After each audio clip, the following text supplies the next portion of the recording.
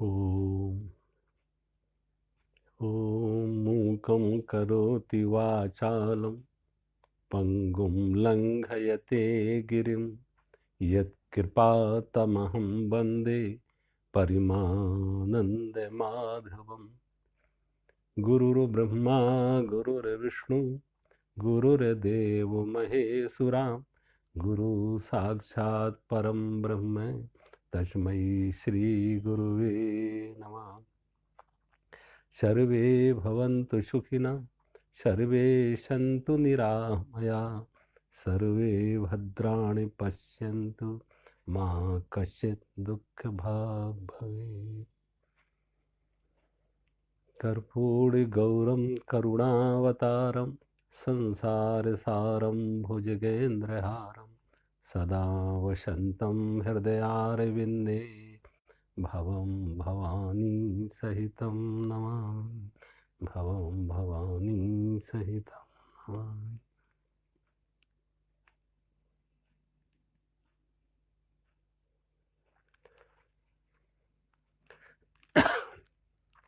कल मैं बात कर रहा था, बाल स्तावत क्रीड़ा सकता, तरुण स्तावत तरुणी सकता, वृद्ध स्तावत चिंता सकता, परस्मै ब्रह्मणि कोपि न सकता। भगवान शंकराचार्य लिख रहे हैं कि बाल्यावस्था तो हमने खेल कूद में गंवा दी, जवानी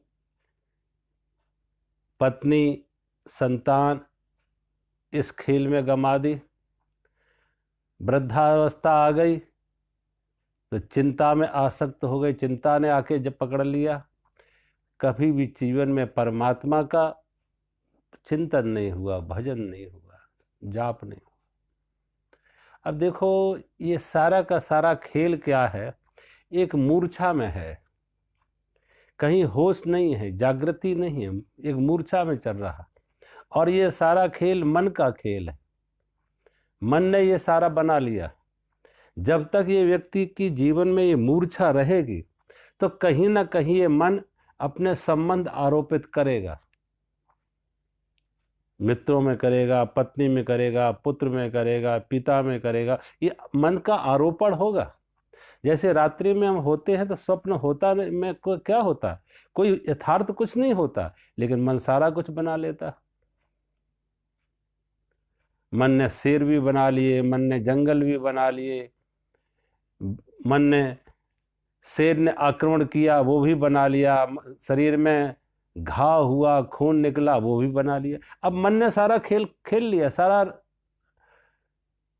रच लिया, आंख खुली तो कहीं कुछ नहीं। इसलिए अगले श्लोक में भगवान शंकराचार्य कह रहे, जरा विचार तो करो। काते कांता कस्ते पुत्रा, काते कांता कस्ते पुत्रा, संसारो अतीव विचित्रा, कस्तम काकुत आयात तत्व चिंतय तद्रिय भ्रात, भज गोविंदम भज गोविंदम भज गोविंदम गोविंदम भज मूढ़मति। भगवान शंकराचार्य कहते हैं जरा विचार तो करो, थोड़ा होश तो जगाओ। कौन तुम्हारी पत्नी है, कौन तुम्हारा पुत्र है, तुम किसके हो और तुम कौन हो, कहां से आए हो। ये संसार अत्यंत विचित्र है। भगवान शंकर है, ये संसार अत्यंत विचित्र है, इसलिए थोड़ा तत्व पर विचार करो। तुम कौन हो, किसके हो, कहां से आए हो, कौन तुम्हारी पत्नी है, कौन तुम्हारा पुत्र है, जरा विचार तो करो। इस सारा का सारा एक मूर्छा में खेल हो रहा। हमने कहा जैसे स्वप्न में है तो स्वप्न में सब कुछ बन जाता। इसी को भगवान शंकराचार्य कहते हैं और हमारे संत कहते हैं, ऋषि कहते हैं, गुरु कहते हैं कि यही सब तो माया है, यथार्थ में कहीं कुछ नहीं है। स्त्री पुरुष मिलेंगे, पशु पक्षी मिलेंगे, लताएं वृक्ष मिलेंगे, लेकिन कहीं पत्नी नहीं मिलेगी, कहीं पुत्र नहीं मिलेगा, कहीं पिता नहीं मिलेगा।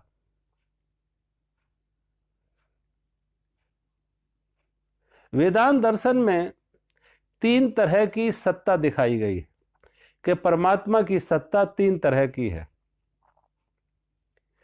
एक को कहा है पारमार्थिक सत्ता, परमात्मा की सत्ता। परमात्मा है। अब जो परमात्मा है वो जैसा कल था वैसा आज है, वैसा ही कल रहेगा, उसमें कोई परिवर्तन नहीं है। सागर जैसा कल था वैसा ही आज है, वैसा ही आगे रहेगा। लहरें बनती बिगड़ती, लेकिन सागर नहीं बनता बिगड़ता है। सोने के आभूषण बनते हैं बिगड़ते हैं, लेकिन सोना नहीं बनता और बिगड़ता है।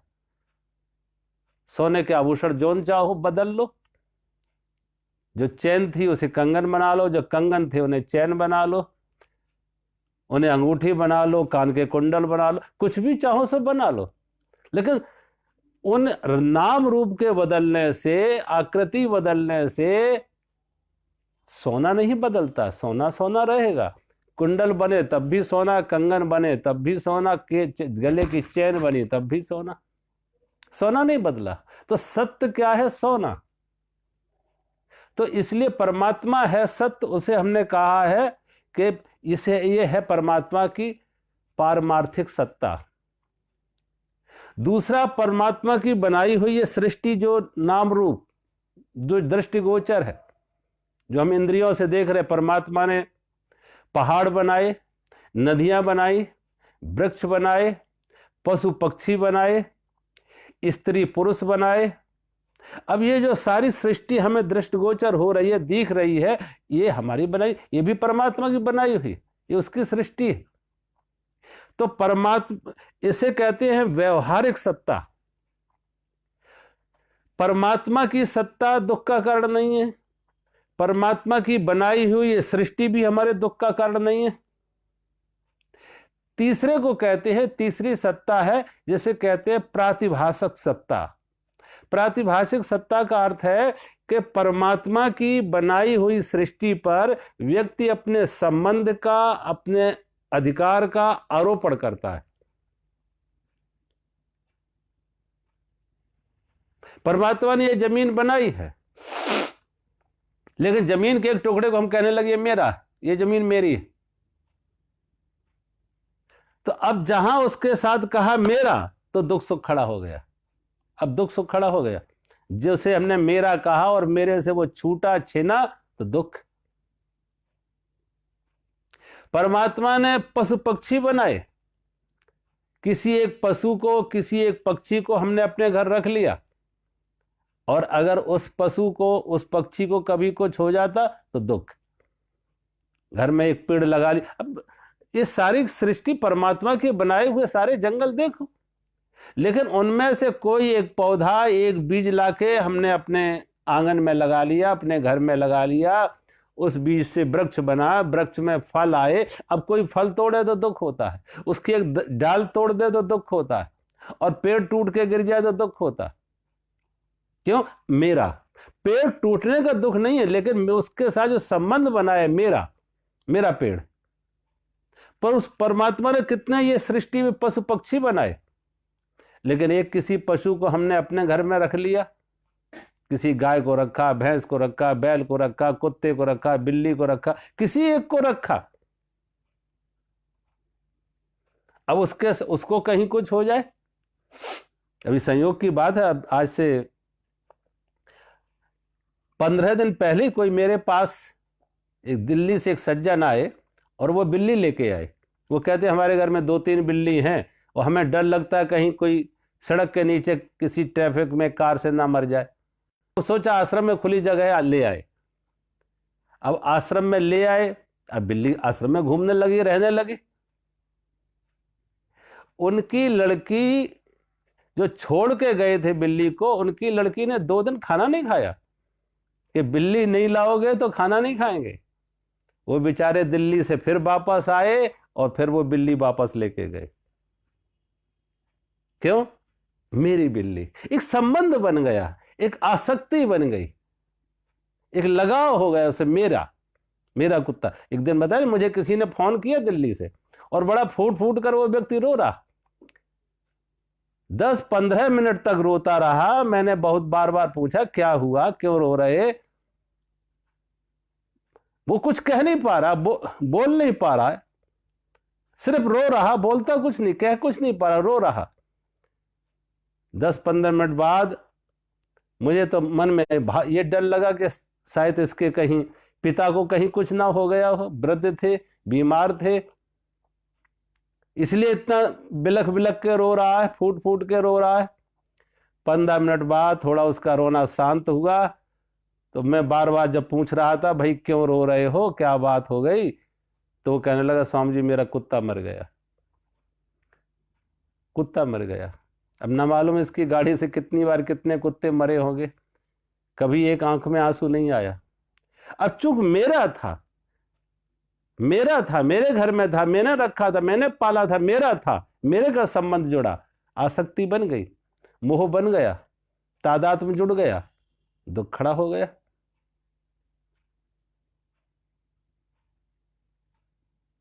परमात्मा ने स्त्री पुरुष बनाए। अब जो स्त्री पुरुष बनाए, इनके किसी के एक के संबंध जुड़े, मेरा पति मेरी पत्नी, विवाह हुआ, पति पत्नी के रिश्ते बने, और जब पति पत्नी के रिश्ते बने तो अब पति का दुख पत्नी का दुख हो गया और पत्नी का दुख पति का दुख हो गया। मेरी पत्नी मेरा पति, और मात्र पति पत्नी के ही रिश्ते नहीं बने, उस परिवार से रिश्ते बन गए। मेरे ससुर मेरे सास, दोनों पक्षों में, लड़की के पक्ष में हो लड़के के पक्ष में हो, दोनों तरफ की ससुराल के रिश्ते भी बन गए, वो भी मेरे हो गए। अब कहीं किसी को कुछ तकलीफ होती है, मन को पीड़ा होती है, क्योंकि मेरे हैं। तो भगवान शंकराचार्य इसी को कहते हैं ये माया है, ये आसक्ति, इसी को कहते हैं प्रातिभाषिक सत्ता, जो आदमी का खुद का निर्माण है, खुद बनाई है। ये मेरा, पत्नी मेरी, पुत्र मेरा, पिता मेरा, ये जमीन मेरी, ये मकान मेरा, ये पशु मेरे, ये पक्षी मेरे, ये जो मेरे का विस्तार किया है, ये मेरे का विस्तार ही दुख का कारण है। और इसी को भगवान शंकराचार्य माया कहते। और रामचरितमानस में जब भगवान राम ने लक्ष्मण को उपदेश किया, पूछा माया क्या है, तो भगवान राम ने भी यही कहा, ये माया मैं और मोर तोरते माया, मैं और मोर तोरते माया, जेह बस कीने जीव निकाया, गो गोचर जहां लगे मन जाई, गो गोचर जहां लगे मन जाई, सो सब माया जानऊ भाई। भगवान राम लक्ष्मण जी को कह रहे हैं कि मैं और मोर तोरते माया, ये मेरा और तेरा है, बस यही माया है। और सारी सृष्टि में यही फैला है कि मेरा और तेरा, जो मेरा है वो मेरा मुझसे छीना तो दुख।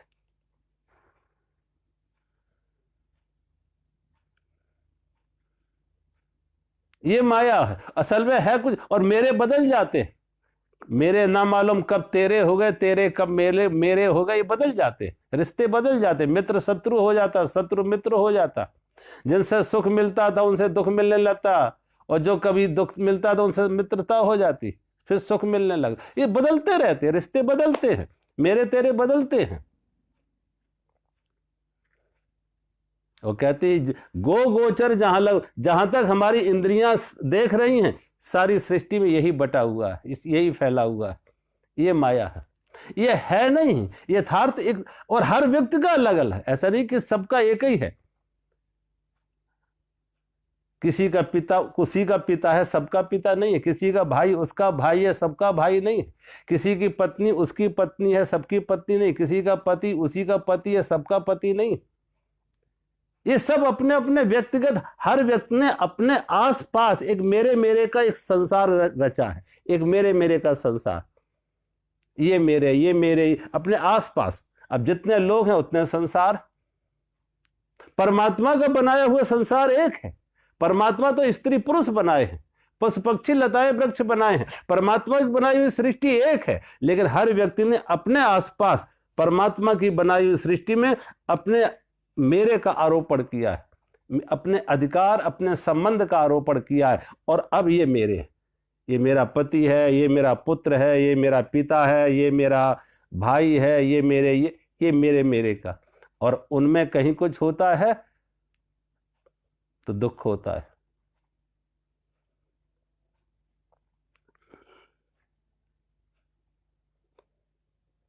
भगवान शंकराचार्य कहते हैं जरा विचार तो करो, ये कौन तुम्हारा पत्नी है, कौन तुम्हारा पुत्र है, तुम किसके हो, कौन तुम्हारा है। ये संसार अत्यंत विचित्र है। वो तत्व का एक ही तत्व से बने हैं। कभी देखो मिट्टी के खिलौने जो बनाते हैं कुम्हार, और मिट्टी के कुम्हार एक ही तरह की मिट्टी से अनेक खिलौने बना देते हैं, एक ही मिट्टी से अनेक खिलौने बना देते हैं, उसमें अलग अलग बना दिए, कोई बाप भी बना दिया, बेटा भी बना दिया, पत्नी बना दी, परिवार बना दिया, एक ही मिट्टी से, और वो मिट्टी कभी टूट जाती है, वो सब भी वो संबंध बना दिए। एक ही सोने के आभूषण से अनेक तरह तरह के आभूषण बना लो, जैसे चाहो सोने से जो चाहो सो बना लो। एक सोने की सिल्ली थी और अब तुमने 50 तरह के आभूषण बना लिए उसी से, तो अब उनके बीच में क्या संबंध है? अगर नाम रूप देखो तो अलग अलग है, लेकिन उसका तत्व देखो तो एक सोना है। मिट्टी के खिलौनों का तत्व देखो तो एक मिट्टी के बने हुए हैं, लेकिन उनकी नाम रूप अलग अलग। अलग रूप बना तो अलग नाम दे दिया। स्त्री का चित्र बना दिया तो स्त्री बन गई, पुरुष का पुतला बना दिया, पुरुष की मूर्ति बना दी तो पुरुष बन गया। जरा दाढ़ी मूछ दिखा दी बाप बन गया, बिना दाढ़ी मूछ का छोटा बच्चा दिखा दिया पुत्र बन गया। असल में कहीं कोई रिश्ते हैं ये? इसलिए भगवान शंकराचार्य कहते हैं इस पर विचार, इस तत्व विचार करो, तुम कौन हो। पहले अपने में विचार कर लो तुम कौन हो, और जब तुम कौन हो फिर किसके हो, जरा ये विचार कर लो कौन तुम्हारे अपने। एक ही सागर की लहर में कितनी लहरें उठती हैं तरह तरह की। एक लहर उठी, उस लहर ने धक्का दिया, दूसरी लहर बना दी, उसने तीसरी लहर बना दी। अब वो लहर कह सकती है कि हमने आगे की लहर हमने पैदा की है, और वो कहती है उसके आगे लहर हमने पैदा की है। लहरों से लहरें पैदा होती जाती है, तो एक बाप बन गया, एक बेटा बन गया। सोचो, क्या लहरों के बीच में बाप बेटे का कोई रिश्ता है? ये सागर के खेल हैं। एक ही सागर पर वो लहरें बनती हैं बिगड़ती हैं, बनती हैं बिगड़ती हैं, और कभी एक लहर दूसरी लहर को पैदा करने में कारण बन जाती है, क्योंकि उस लहर के धक्के से दूसरी लहर पैदा हो जाती है, और उसके धक्के से तीसरी लहर आगे पैदा हो जाती है। लेकिन उनके बीच में रिश्ता क्या है? बाप बेटे का रिश्ता है, पति पत्नी का रिश्ता है। सिर्फ अगर रिश्ता तत्व का रिश्ता देखो, सत्य का रिश्ता देखो, तो एक ही रिश्ता है कि सब सागर है, सब सागर। लहर नहीं बनी थी तब भी सागर, लहर बन गई तब भी सागर, लहर का विलय होगा, लहर खत्म होगी तब भी सागर। और इस लहर में भी सागर है और उस लहर में भी सागर है। जो बाप बना उस लहर में भी सागर है, जो पुत्र बना वो लहर भी सागर है। सागर सब में ही है। एक ही तत्व के अलग अलग रूप बन गए। कोई लहर बनी तो भी सागर, कोई पानी का बुलबुला बना तब भी सागर, कोई पानी की छोटी तरंग बनी तो भी सागर। मुझे बचपन में याद है कि कभी कभी दीपावली पर लोग हलवाई की दुकान से चीनी के बने हुए खिलौने लाते थे। चीनी के शुगर के चीनी के मीठे खिलौने लाते थे। और जब छोटे होते तो बच्चे लड़ते थे। वो कहते देखो मेरे पास शेर आ गया, वो कहता मेरे पास देखो घोड़ा आ गया, दूसरा लड़ता था मेरे पास हाथी आ गया। अब जो दुकान से लाए थे, हाथी लाया, घोड़ा लाया, शेर लाया, आदमी लाया, उसने कोई हलवाई ने अलग अलग रेट में नहीं दिए कि शेर की कीमत अलग हो, हाथी की कीमत अलग हो, घोड़े की कीमत अलग हो। उसने तो एक ही साथ तौल दिए चीनी में। लेकिन बच्चे लड़ते थे कि मेरे पास तो हाथी है, वो कहता मेरे पास घोड़ा है, तीसरा कहता था मेरे पास तो देखो शेर है। वो नाम रूप, लेकिन एक ही चीनी के बने हुए हैं, और जिसके पास जो है अंत में जाके वही चीनी के बने हुए हैं, बस टूट गए, खा लिए, खेल लिए, खा लिए। ऐसे ही संसार ये खेल है, इसलिए इसको कहा लीला है कहीं कुछ नहीं, एक ही तत्व से अनेक अनेक नाम रूप बन गए हैं, है कुछ नहीं, एक खेल है, माया का खेल है ये। भगवान शंकराचार्य कहते इसलिए इस तत्व पर विचार करो, कौन किसका है, किसकी आसक्ति, किसका मोह, कौन मेरा, कौन पराया, कौन मित्र, कौन शत्रु। सागर के लहरों में किसे मित्र कहोगे, किसे शत्रु कहोगे? चीनी के बने हुए खिलौना में किसे मित्र कहोगे? कि हाथी शेर का दुश्मन है, या शेर जो है घोड़े का दुश्मन है?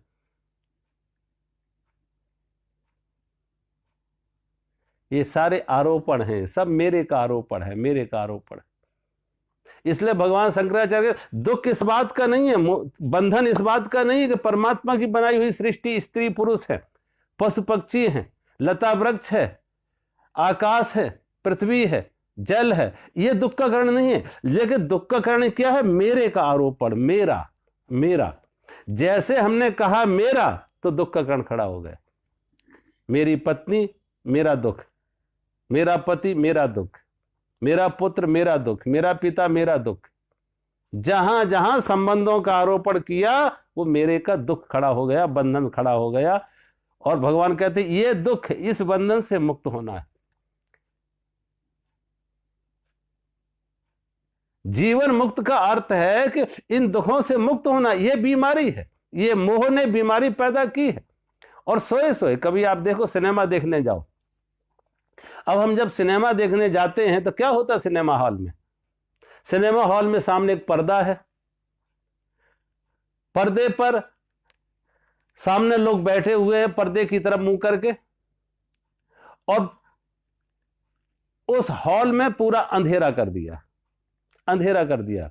और फिर जहां श्रोता दर्शक बैठे हैं, उन दर्शकों के पीछे एक प्रोजेक्टर लगा हुआ है, उस प्रोजेक्टर से फिल्म प्रोजेक्ट की जा रही है पर्दे के ऊपर। एक प्रोजेक्टर से फिल्म जो है पर्दे के ऊपर प्रोजेक्ट की जा रही है, प्रक्षेपण किया जा रहा है। तो पर्दे पे दिखता है, कभी बारिश दिखती है कि बारिश खूब झमाझम बारिश हो रही है, तो फिर कभी दिखने लगता है खूब कहीं कुछ आग लग गई है, शहर दिख रहे हैं, भीड़ भाड़ दिख रही है, पुलिस दिख रही है, ट्रैफिक दिख रहा है, बस गाड़ियां दिख रही हैं, बड़े बड़े महल, बड़े बड़े मकान दिख रहे हैं। कभी कोई ऐसी घटनाएं आती हैं जिसके लिए हम रो पड़ते हैं देख के, कभी कोई ऐसी घटना होती है जैसे देख के हम हंसते भी हैं। तो कभी हंसते हैं, कभी रोते हैं उन फिल्मों को देख के। कभी कभी रोते रोते हमने देखा कईयों के लोगों के रोते रोते उनके रूमाल गीले हो जाते हैं। कोई फिल्म ऐसी दर्दनाक फिल्म है तो रोते रोते उनकी आंखें लाल हो जाती हैं, रूमाल गीले हो जाते हैं रोते रोते, कि इतनी दर्दनाक फिल्म थी। लेकिन जैसे ही 2 घंटे 3 घंटे की फिल्म खत्म हुई, लाइट ऑन हुई, अब जब तक अंधेरा था दिखी, जैसे लाइट ऑन की पर्दा खाली, वहां कुछ नहीं। जो आग लगी दिख रही तो पर्दा जला भी नहीं, जो बारिश दिख रही थी पर्दा गीला भी नहीं हुआ, जो बड़े बड़े महल दिख रहे थे, अटारियां दिख रही थी, बड़े बड़े बिल्डिंगें दिख रही थी, ट्रैफिक दिख रहा था, कहीं कुछ पर्दे के ऊपर नहीं है। वो सब कहां था? वो सारा का सारा प्रोजेक्टर में था। और पर्दा, वो पर्दे पर सिर्फ उसको प्रक्षेपण दिया, प्रोजेक्ट किया, था सब प्रोजेक्टर में अंदर। ऐसे ही हम हर व्यक्ति एक प्रोजेक्टर लेके चल रहा है। ये हमारा जो मन है ये प्रोजेक्टर है, और हमारा मन ये प्रोजेक्टर लेके चल रहा है, और बाहर का संसार ये पर्दा है। और हम जैसे चाहें अपने संबंध आरोपण प्रोजेक्ट कर लेते, एक पर हम मित्र का प्रोजेक्शन दे देते हैं, एक को शत्रु का प्रोजेक्शन दे देते हैं, एक अपना हो जाता, एक पराया हो जाता, एक से सुख मिलने लगता, एक से दुख मिलने लगता। व्यक्ति वही है, व्यक्ति वही है, वस्तुएं वही है। एक सुख का कारण, एक के लिए वो सुख है, दूसरे के लिए दुख है। एक व्यक्ति सामने से आया, दो आदमी यहां बैठे, एक व्यक्ति सामने से आ रहा है, एक आदमी खुश हो रहा है कि मेरा मित्र आ रहा है, मेरा अपना आ रहा है। दूसरा व्यक्ति पड़ोस में बैठा, वो दुखी हो रहा है, मेरा दुश्मन आ रहा है। व्यक्ति एक है, लेकिन दोनों के अंदर भाव दो, एक सुखी हो रहा है, एक दुखी हो रहा है। एक का प्रोजेक्टर कह रहा है कि दुश्मन है, दुख मिल रहा है उसे। दूसरा का प्रोजेक्टर कह रहा है मेरा अपना है, मित्र है, उसे सुख मिल रहा है। अब व्यक्ति अपने में सुख है, वो तो पर्दा है, लेकिन दोनों के अपने पास अलग अलग प्रोजेक्टर थे। जैसे उसने प्रक्षेपण दिए, वैसे भाव पैदा हो गए, एक सुखी हो गया, एक दुखी हो गया। एक का बीपी बढ़ रहा है, क्रोध बढ़ रहा है, दूसरे के दिल चेहरे पे खुशी आ रही है। भगवान शंकराचार्य कहते हैं ये सारा का सारा मन का खेल है। और ये मन का खेल भी प्रक्षेपण कब चलता है? रात को हम जब सोते हैं तो देखो ना, मन कितना कितना कुछ कर लेता।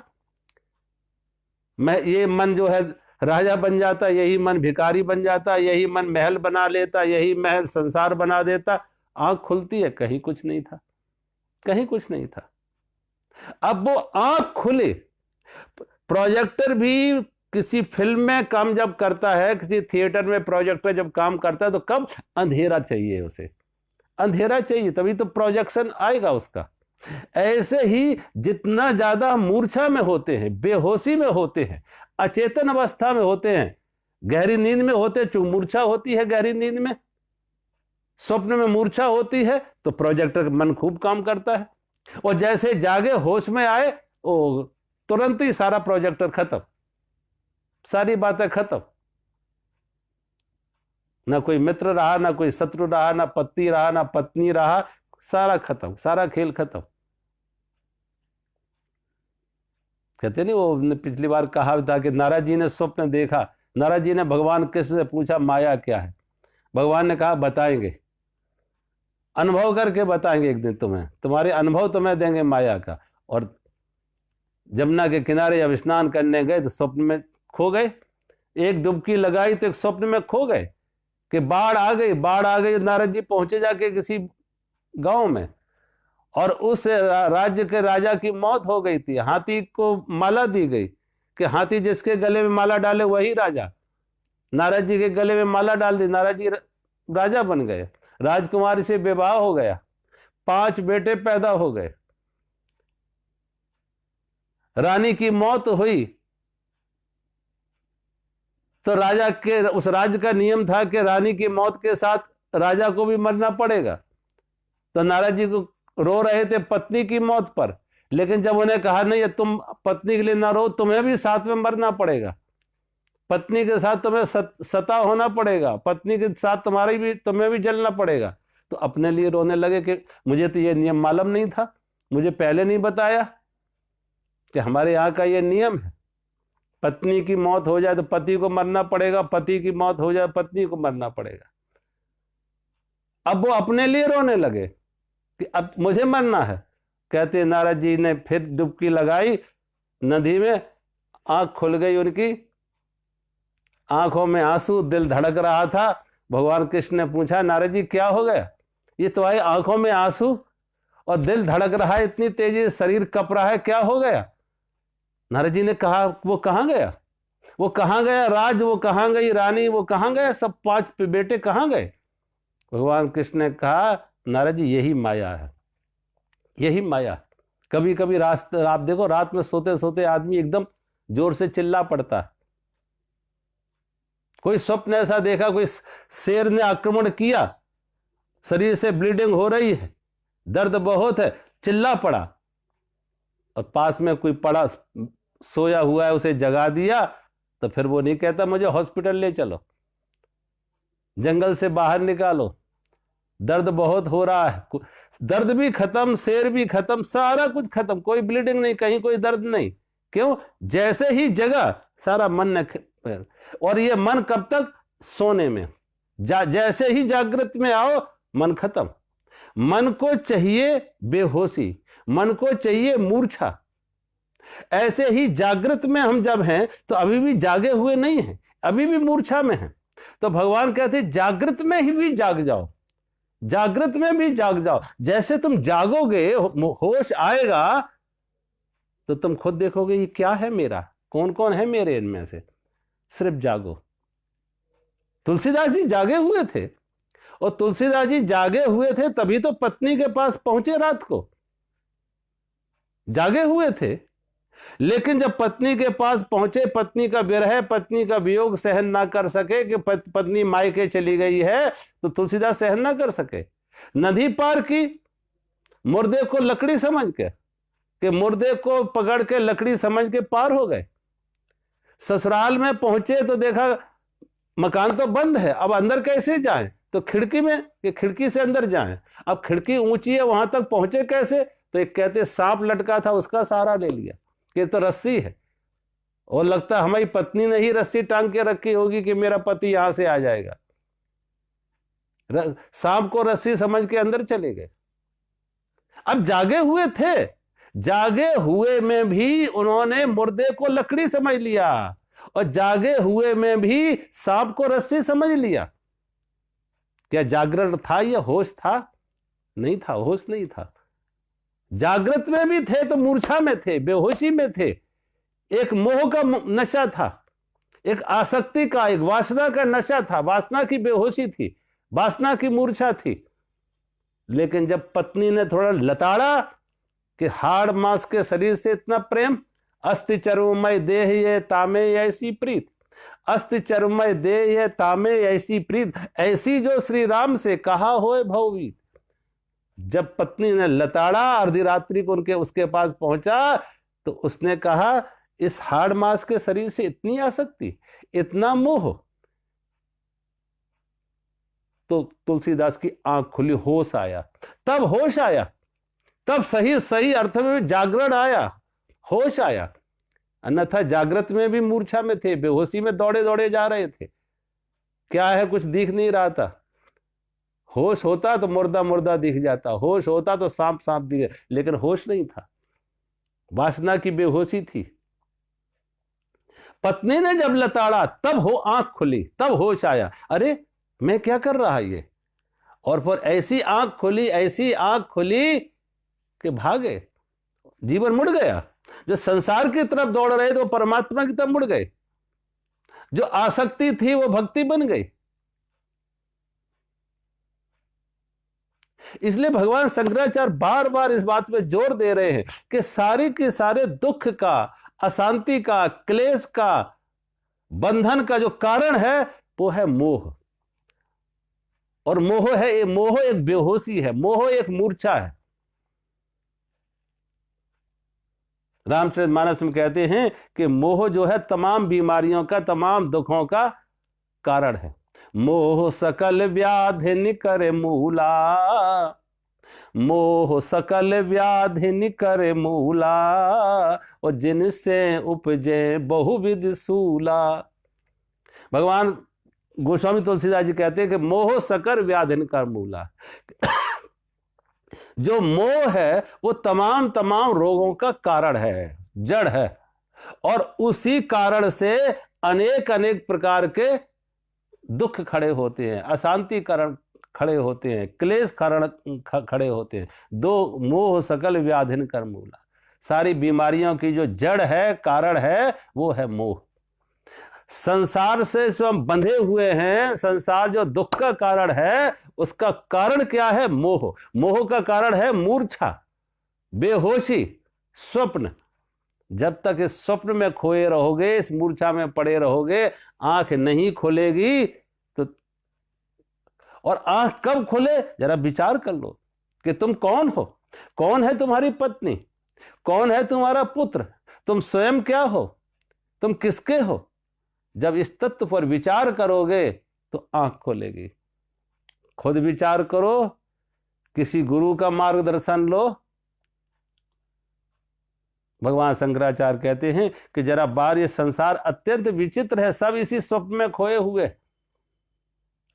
लेकिन कोई बिल्ले जो विचार करते हैं, तत्व पर विचार करते हैं, स्वयं पर विचार करते कि मैं स्वयं क्या हूं, और जब अंदर की चेतना से जुड़ते हैं तो उनके सम आंख खुल जाती है, मूर्छा टूट जाती है।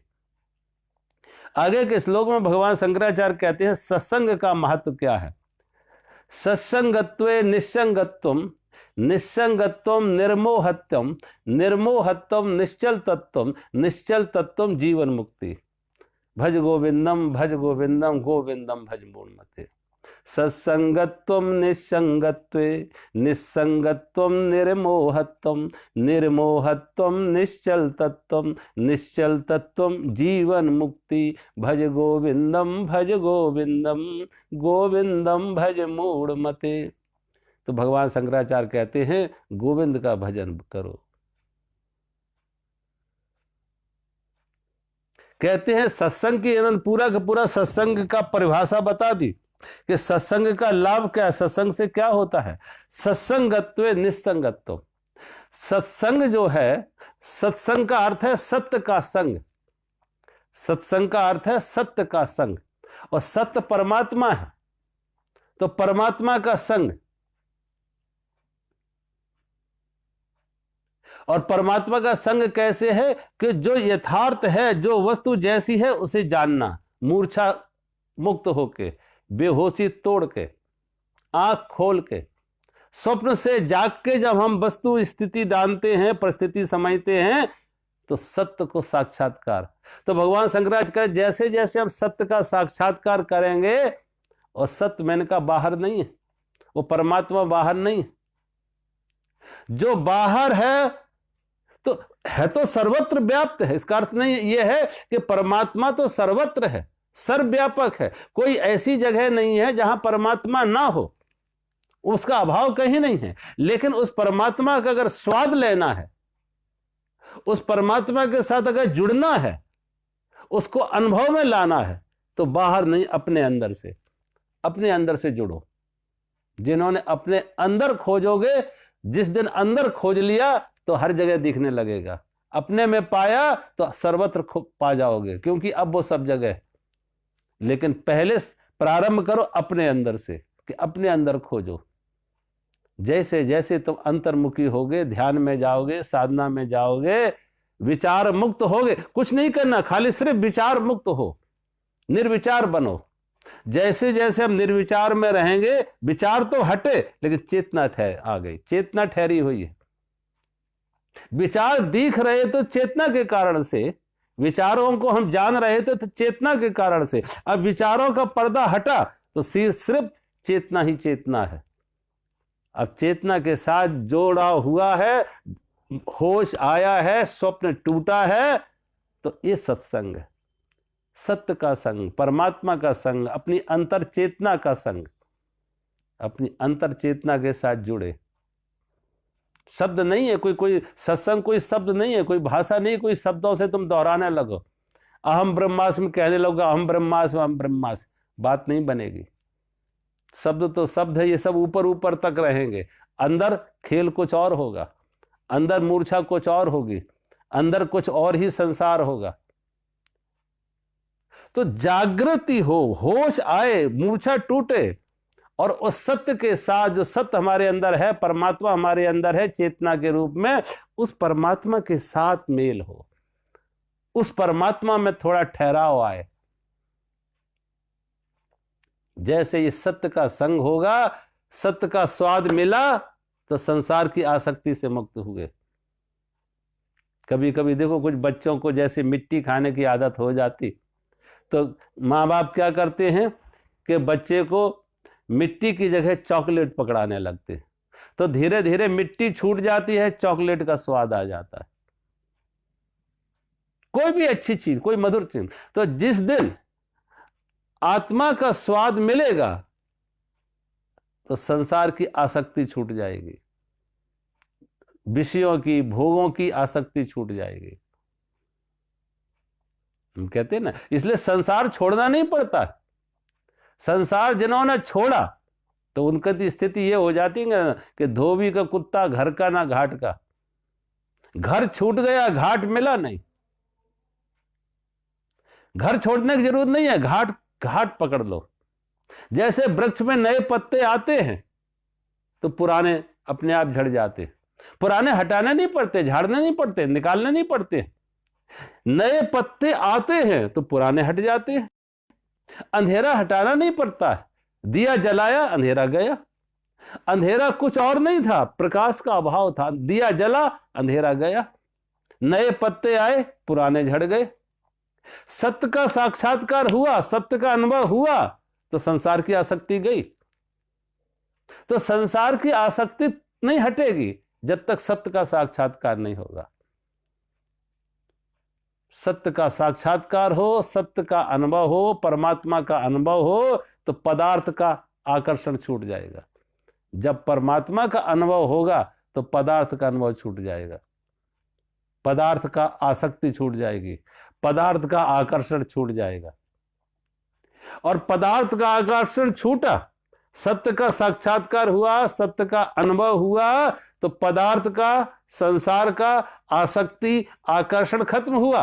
और जो आकर्षण खत्म हुआ तो संसार हमें बाहर की तरफ खींच रहा था, हमारे मन को, हमारी इंद्रियों के माध्यम से हम बाहर दौड़ रहे थे, तो ठहराव आ गए। जब बाहर कुछ है ही नहीं, रेगिस्तान है, तो जल कहां खोजेंगे।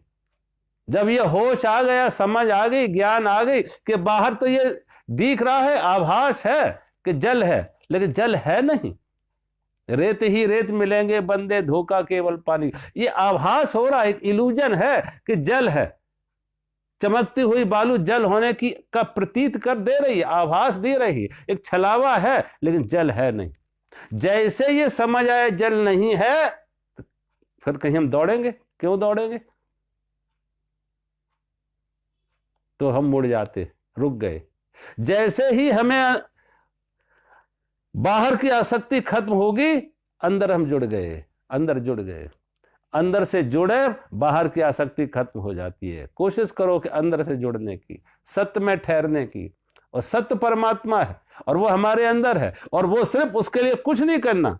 मैंने कहा ना, इसलिए ध्यान को कभी ये नहीं कहते ध्यान कोई क्रिया है, ध्यान है अक्रिया, ध्यान है अक्रिया, not doing anything, dropping all the doings.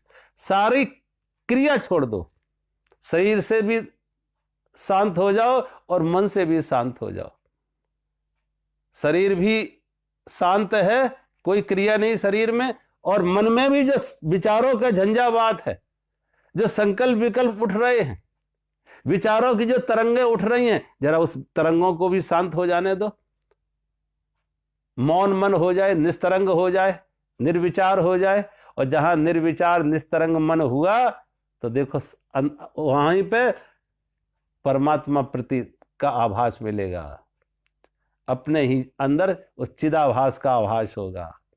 जैसे मैंने कहा, झील अगर शांत है तो शांत झील में पूरा का पूरा आकाश प्रतिबिंबित हो रहा है, तारे दिख रहे हैं, चांद दिख रहा है, पूरा आकाश दिख रहा है शांत झील में। ऐसे ही हमारा मन निर्विचार हो, जैसे निर्विचार हुआ, संकल्प विकल्प हटे, मन मौन हुआ, तो उसी मन में परमात्मा का आभास मिलता है, परमात्मा का अनुभव मिलता है, परमात्मा का साक्षात्कार होता है, सत्य की अनुभूति होती है। और जो सत्य की अनुभूति हुई, ये सत्संग है। जो सत्य की अनुभूति हुई, ये सत्संग है। भले 2 मिनट को मिले, 10 मिनट को मिले, लेकिन उस अनुभव से जुड़ो। ये अनुभव जो सत्य के साथ जुड़ने का अनुभव हुआ, सत्य की जो अनुभूति हुई, सत्य का जो स्वाद मिला, ये संसार की दौड़ में थोड़ा ब्रेक लग जाएंगे। जो संसार में आंख बंद करके आपाधापी में दौड़ रहे हैं, बिना किसी ब्रेक के एक्सीलेटर दबाते चले जा रहे कि एक्सीडेंट हो तो हो, लेकिन कहीं कोई पहुंचा नहीं। एक्सीडेंट ही हुए हैं, पहुंचा कहीं कोई नहीं। इसलिए थोड़ा अंदर जुड़ जाओ, अंदर जुड़े और सत्य में ठहरे, तो बाहर का जो आकर्षण था कि इसमें सुख, इसमें सुख, पत्नी में सुख, पुत्र में सुख, पिता में सुख, संसार के विषयों में सुख, तो संसार की वस्तुओं में सुख, न विषयों में सुख, न वस्तुओं में सुख, न व्यक्तियों में सुख, कहीं कोई सुख नहीं था। सुख तो अंदर था, सुख तो अपने अंदर था। और ये अंदर का सुख का स्वाद मिल जाए तो सत्संगत्व, निस्संगत्व, संसार से आसक्ति हटेगी। और संसार से आसक्ति हटे तो निस्संगत्व, निर्मोहत्व।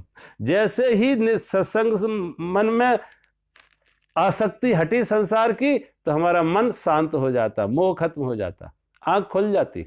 जो मोह की मूर्छा थी, मोह निशा सब शोभन हारा, देखें स्वप्न अनेक प्रकारा। रामचरितमानस में लिखते हैं कि मोह निशा सब शोभन हारा, और देखें स्वप्न अनेक प्रकार का। मोह की रात्रि में हर व्यक्ति सोया हुआ है, खोया हुआ है, और अनेक अनेक तरह के स्वप्न देख रहा है। तो जैसे ही अपने अंदर ठहरा, संसार का आकर्षण हटा, निर्मोहत्तम, निर्मोहत्तम मतलब आंख खुल गई, ये मूर्छा गई, बेहोशी गई।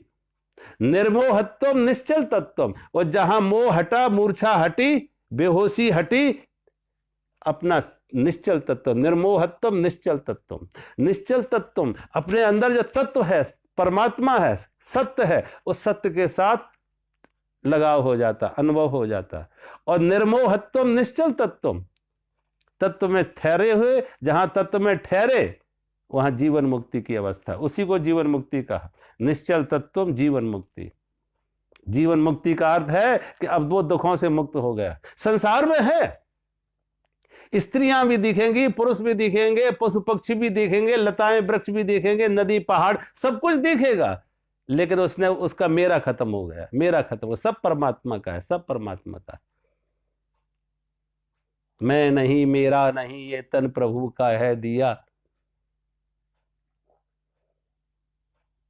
मैं नहीं, मेरा नहीं, मैं नहीं, मेरा नहीं, ये तन प्रभु का है दिया। और जो भी अपने पास है वो धन प्रभु का है दिया। वो देने वाले ने दिया, वो भी दिया किस शान से। देने वाले ने दिया, वो भी दिया किस शान से। वो मेरा है ये कहने वाला, कह उठा अभिमान से। ओ मैं मेरा ये कहने वाला, मैं मेरा ये कहने वाला, ओ मन प्रभु का है दिया। मैं नहीं, मेरा नहीं, ये तन प्रभु का है दिया। और जो भी अपने पास है वो धन प्रभु का है दिया। और जग की सेवा खोज अपनी, प्रीत प्रभु से कीजिए। जग की सेवा खोज अपनी, प्रीत प्रभु से कीजिए। वो जिंदगी का राज ये तुम जान कर जी लीजिए। वो साधना की राह में, साधना की राह में, साधन प्रभु का है दिया। मैं नहीं, मेरा नहीं, ये तन प्रभु का है दिया। जो भी अपने पास है वो धन प्रभु का है दिया। जो भी अपने पास है वो धन प्रभु का, परमात्मा ने दिया है। कुछ समय के लिए खेल है, उस समय अपना जहां ज्ञान का तत्व आया, तत्व में ठहराए हुआ, तत्व का साक्षात्कार हुआ, सत्य का अनुभव हुआ, ये संसार की आसक्ति खत्म, फिर तुम दुखों से मुक्त। ये मेरा तेरा खत्म, ना मेरा ना तेरा, सारा परमात्मा का खेल है, परमात्मा की लीला है, परमात्मा ही परमात्मा है, ना कोई बैरी ना कोई बेगाना। अब कोई अपना नहीं रहा, कोई पराया नहीं रहा, कोई मित्र नहीं, कोई शत्रु नहीं, सब परमात्मा रूप में दिखेगी, सारी सृष्टि परमात्मा रूप में दिखेगी कि परमात्मा का हर लहर में सागर है, हर लहर में सागर है। अब किसी लहर के प्रति तुम्हारे मन में द्वेष नहीं होगा, वैर नहीं होगा, आसक्ति नहीं होगी, सारा सागर उसी हर लहर में सागर है। ऐसे हर रूप नाम रूप में परमात्मा दिख रहेगा। निश्चल तत्व जीवन मुक्ति, और ये जीवन मुक्त की अवस्था है। जीवन मुक्त के अर्थ है कि अब दुखों से मुक्त हो गया। दुख का जो कारण था, दुख का कारण था आसक्ति, मांग, चाह, मोह, तो आसक्ति खत्म, मोह खत्म, मेरा खत्म, फिर दुख कहां है? भगवान बुद्ध ने जो 4 आर्य सत्य दिए हैं, उन 4 आर्य सत्यों में यही दिया है। पहला है दुख है, और हर किसी का है, ऐसा नहीं कि कोई थोड़े लोग दुखी हैं। नानक दुखिया सब संसार, सारा संसार दुखी है, एक भी अपवाद नहीं है कि कोई दुखी ना हो, सारा संसार दुखी है। भगवान बुद्ध ने इसे कहा कि सारा संसार दुख है, एक और सत्य, नोबल ट्रुथ, ये और सत्य है कि सब दुखी हैं। दूसरा और सत्य ये भगवान बुद्ध ने कहा कि दुख है तो दुख का कोई कारण है, दुख है तो दुख का कोई कारण है। अगर पैर में कहीं दर्द हो रहा तो कोई कारण है कि कोई कांटा लगा हुआ है। कोई रोग है तो रोग का कोई कारण। आज डॉक्टर क्या करते हैं, रोग से पहले रोग का कारण मालूम करते हैं कि कारण क्या है, डायग्नोस करते हैं कि इसका कारण क्या है। हर रोग का कोई कारण होगा, हर दर्द का कोई कारण होगा, तो कारण खोज लो पहले। और ये कारण क्या है? दुख है, दुख का कोई कारण है। कारण क्या है?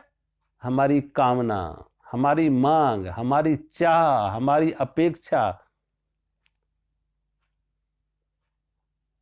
कामना, ये कामना, हमारी मांग जो है, हमारी चाह जो है, हमारा मोह जो है, हमारा मेरा तेरा जो है, ये दुख का कारण है।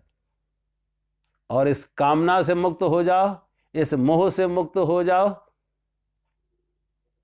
तो दुख से मुक्त हो गए। भगवान कहते हैं फिर दुख से मुक्त, कारण का निवारण कर दो, कारण हटा दो। कांटा से दर्द था, कांटा निकाल दो, दर्द गया। बीमारी का जो कारण था वो कारण हटा दो, बीमारी गई।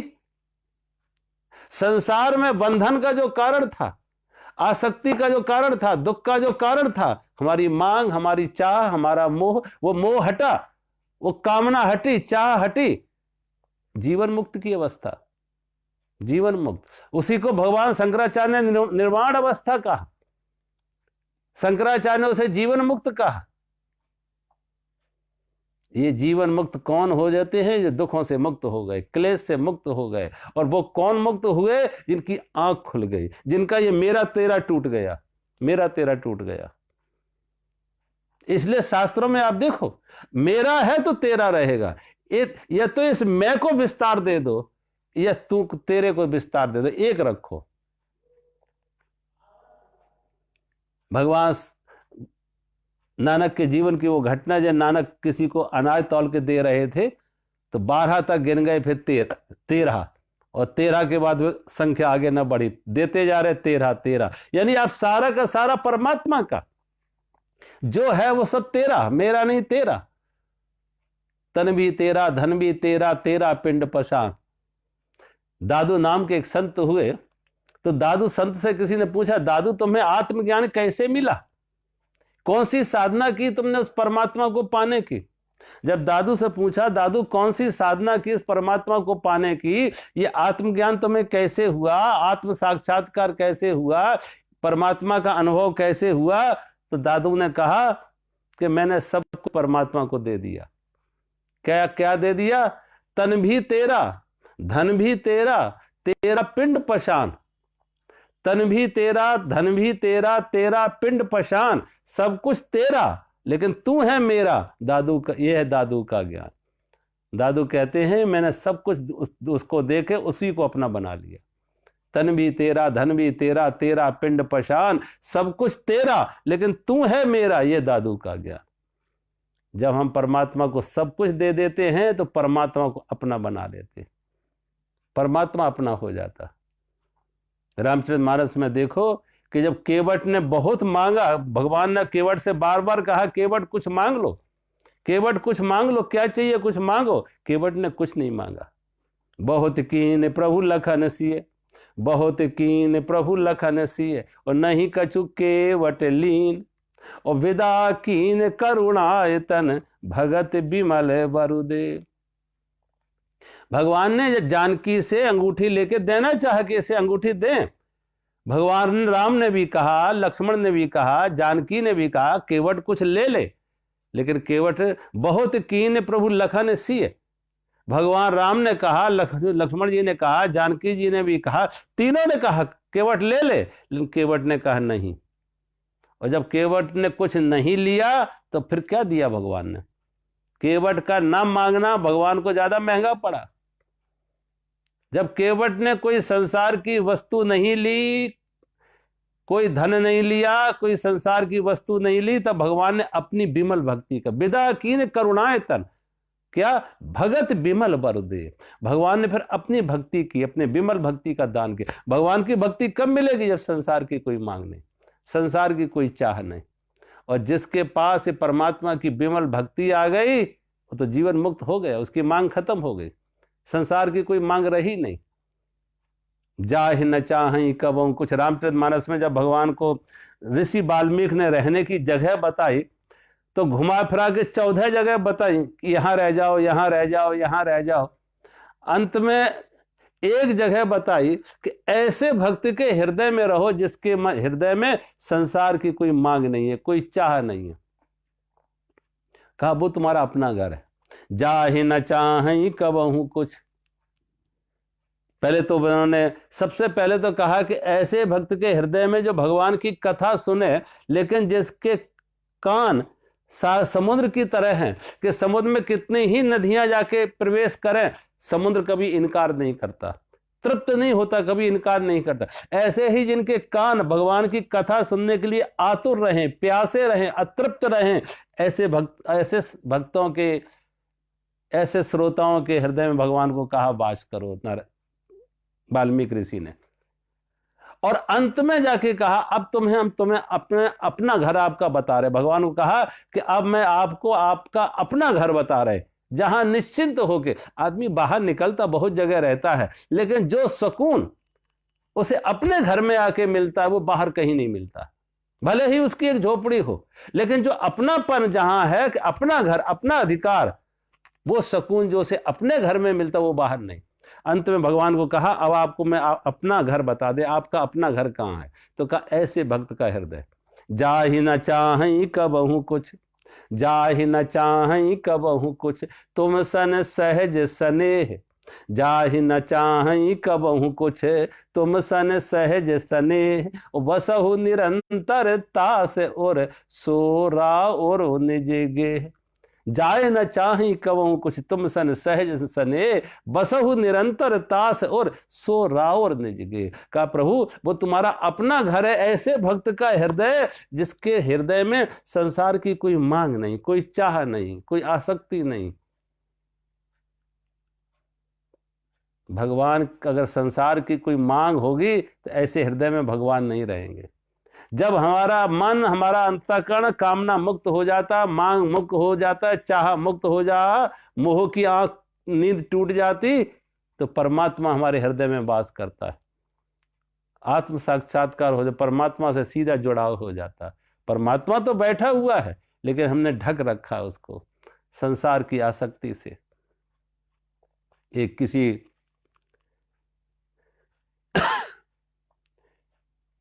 एक शिष्य अपने गुरु को बार बार कहता, गुरुजी अभी तक ज्ञान नहीं मिला, गुरुजी ज्ञान नहीं मिला, ज्ञान कैसे मिलेगा।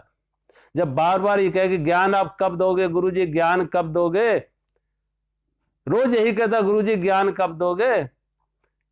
तो एक दिन गुरु शिष्य के द्वार पर पहुंचा, हाथ में भिक्षा पात्र लिए और भिक्षा की आवाज लगाई, भोजन के लिए आवाज लगाई द्वार पे जाके। शिष्य ने सुनी आवाज कि मेरे गुरुजी भिक्षा की मांग कर रहे हैं, भिक्षा लेने आए हैं। शिष्य अंदर से दौड़ के लाए, एक थाली में खाने की वस्तुएं ले आया, भोजन ले आया। तो संत ने अपना पात्र आगे कर दिया, भिक्षा पात्र आगे कर दिया कि बेटा इसमें डाल दो। जैसे वो डालने को हुआ, उसने अंदर देखा, उसमें तमाम कचड़ा पड़ा हुआ है, गंदा है, धूल मिट्टी जमी हुई है। उसने हाथ पीछे कर लिया, कहा गुरुजी पहले पात्र की सफाई कर लो, पहले इस पात्र को साफ कर लो, अन्यथा ये भोजन भी खाने योग्य नहीं रहेगा, ये भी गंदा हो जाएगा। ये पात्र गंदा है, इसमें खाना डालेंगे तो ये भी गंदा हो जाएगा, ये खाने योग्य नहीं रहेगा। गुरु मुस्कुराए, कहा पुत्र यही तो कहने आए थे। जब तक तुम अपने अंतःकरण का पात्र साफ नहीं करोगे, स्वच्छ नहीं करोगे, ये कचरा धूल मिट्टी खट्टी कर रखी है, ये नहीं निकालोगे, तो आत्मज्ञान कहां से आएगा। तुम सिर्फ ये कचरा निकालो, परमात्मा तो विराजमान है, सिर्फ कचड़ा निकालो। सारी की सारी साधना है कचड़ा निकालने की। ये जो कूड़ा कचड़ा इकट्ठा संसार का कर लिया, ये मेरा, ये मेरा, ये मेरा, ये मेरा, अनावश्यक। हम खाली घर को ही कबाड़ खाना नहीं बनाते हैं, अपने अंतःकरण को भी कबाड़ खाना बना रखा, अपने मन को भी कबाड़ खाना। अब कर क्या रहे हो आप, देखो कभी टीवी देखते हो कि टीवी से कितना कबाड़ खा अंदर कचरा चला जाता, अखबार पढ़ते हो तो कितना कचरा, और तो और बाहर जाते हो तो बाहर के बोर्ड, भगवान बुद्ध अपने शिष्य को कहते थे कि जब तुम रास्ते पर चलो तो कभी भी 3-4 फुट से आगे का मत देखो। आज हम जब चलते तो कैसे चलते कि चारों तरफ क्या क्या बोर्ड रखे।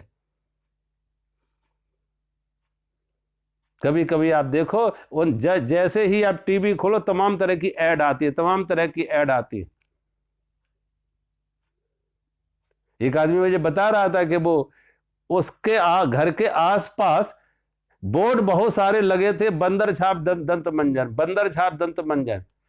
तो कहा कि मैं जा रहा था दूसरा दंत मंजन खरीदने, लेकिन बार बार हमारे अंदर जब बोर्ड देखते रहे वो बंदर छाप दंत मंजन बैठ गया। दुकान पे जाके हमने उससे वही खरीद लिया कि बंदर छाप दंत मंजन दे दो। यानी छोटे छोटे आकर्षण, ये छोटी छोटी बातें हम यहां भरते रहते हैं, कचरा डालते रहते हैं दिमाग में। यही कचरा जो हमारे मन में बैठ जाता है, वहां आत्मज्ञान कैसे? ये कचरा हटाओ, ये कचरा निकले। और ये कचरा निकलता है ध्यान करने से, अंतर्मुखी साधना करने से, कि चारों तरफ से अपने मन को हटा के उसमें, उस चेतना में ऐसे ठहराव रखो कि उस चेतना के प्रकाश में, चेतना के प्रकाश में जैसे ही चेतना का प्रकाश आया, जैसे कमरे में कूड़ा कचड़ा इकट्ठ, बहुत सारे कीड़े मकोड़े घूम रहे थे, जैसे दिया जलाया सब इधर उधर छिपने लगे। ये तमाम कूड़ा कचरा अंदर तभी तक रहेगा जब तक कि अंदर हमने चेतना का दिया नहीं जलाया, चेतना का प्रकाश नहीं किया है। चेतना का प्रकाश आया तो बहुत सारे कूड़े कचड़े अपने आप बाहर तिरोहित हो जाते, निकल जाते, आसक्ति निकल जाती है। जैसे आंख खुली, स्वप्न हटाना नहीं पड़ा, सिर्फ आंख जागे, जागे स्वप्न टूट गया। स्वप्न हटाना नहीं पड़ा, सिर्फ जागे, और जैसे जागे स्वप्न हटा। ऐसे ही जागृत में भी जागो, जागृत में जागो। इसलिए भगवान शंकराचार्य कहते हैं विचार तो कर लो कि कौन तुम्हारा है, कौन तुम्हारी पत्नी है, कौन तुम्हारा पुत्र है, कौन तुम्हारे अपने हैं, इस संसार में कौन कौन तुम्हारे हैं। और जहां इनके प्रति, इसका अर्थ ये नहीं है भागना नहीं है, सिर्फ जागो, बस भागो नहीं। और फिर तुम्हारा जीवन में वो लीला होगी, खेल होगा, व्यवहार तो होगा और अच्छा व्यवहार होगा। व्यवहार में सुंदरता आ जाएगी, व्यवहार में मधुरता आ जाएगी। जो आसक्ति थी वहां सच में प्रेम आ जाएगा, करुणा आ जाएगी। भागना नहीं होगा। ऐसा नहीं कि कोई जो आदमी इस तरीके से मोह मुक्त हो जाएगा वो भागेगा, वो भागेगा नहीं। जहां मोह से मुक्त हुआ, वासना हटी, आसक्ति हटी, भक्ति बढ़ी, प्रेम बढ़ा, करुणा बढ़ी। और करुणा और प्रेम तुम्हें लोगों के साथ बांध के रखेगी, करुणा और प्रेम से। लेकिन करुणा में सुगंधी है, सौंदर्य है, एक संगीत है, एक खुशबू है। और आसक्ति में, मोह में एक पीड़ा है, एक दुख है, एक दुर्गंध है। तो सिर्फ प्रेम को जगाओ, वो प्रेम जगेगा जब मोह मुक्त हो जाते हैं। आज कथा को हम यहीं विराम देते हैं, अगला श्लोक कर लेंगे। हरि ओम।